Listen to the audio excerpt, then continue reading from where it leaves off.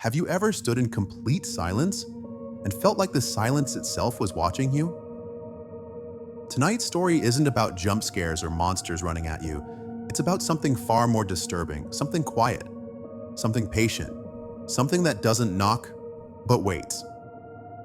This story is inspired by real psychological phenomena, how the human brain reacts to isolation, routine, and unexplained patterns. It explores how fear doesn't always come from what we see, but from what almost happens, from the moments when nothing moves, yet you know something is wrong. The door in this story never opens by itself. No footsteps are heard, no voice is spoken, and yet someone is always there. Turn off the lights, put on your headphones, and listen carefully, because after this story, you may never feel safe standing in front of a closed door again.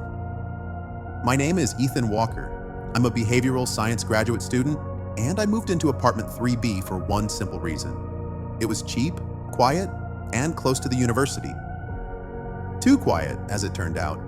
The building was old, not abandoned old, but forgotten old. The kind of place where the walls absorbed sound instead of reflecting it. The hallways smelled faintly of dust and disinfectant. Most of the tenants kept to themselves. My apartment had only one strange feature.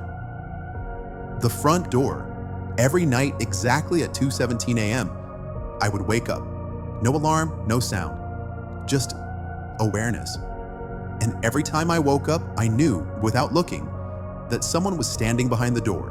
Not knocking, not breathing loudly, just standing there.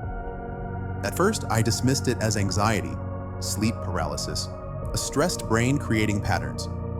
That's what science teaches us. When the brain lacks information, it fills the gaps. So I started documenting it. Day 1, woke up at 2:17 a.m. Felt presence, no sound. Day 3, same time, same feeling. Day 7, same. Always the same. The hallway outside my apartment was silent. No footsteps before, no footsteps after. I installed a camera facing the door. Nothing. No shadows under the door, no movement, no sound waves recorded, yet the feeling never stopped. What disturbed me wasn't fear, it was consistency. One night, I decided to test something. Instead of lying still, I sat up immediately when I woke at 2:17. The moment my feet touched the floor, the feeling intensified, like whatever was outside knew I was awake. My heart pounded, not fast, but heavy, slow, controlled. I spoke for the first time. Hello? My own voice sounded wrong, too loud in the silence. No answer. But something changed. The air near the door felt thick, like standing too close to a wall you can't see. I approached the door. Every instinct screamed at me to stop. This wasn't fear of danger, it was fear of crossing a boundary. I placed my hand on the doorknob, ice cold. Not room temperature cold, dead cold. I didn't open it. The next morning, I reviewed the camera footage. At 2:16 a.m., everything was normal. At 2:17, the camera feed distorted. Not cut, not glitched. Just slightly warped, like the lens didn't understand what it was seeing. At 2:18, it returned to normal. No figure, no movement. But the audio track picked up something new. Not a sound, a pressure, a low-frequency hum beneath human hearing. Something known in psychology to trigger unease, dread, and the sensation of being watched. Infrasound. That's when I started researching the building. 30 years ago, a tenant named Marcus Hale lived in 3B. He was a night security guard, lived alone, routine-driven. According to records, he made multiple complaints to the landlord. His words, "Someone stands behind my door every night.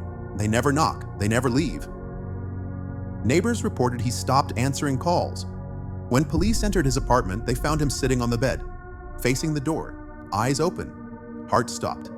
No signs of struggle, cause of death, cardiac arrest induced by extreme stress. The report concluded hallucination caused by isolation. That explanation felt lazy. I tested something else.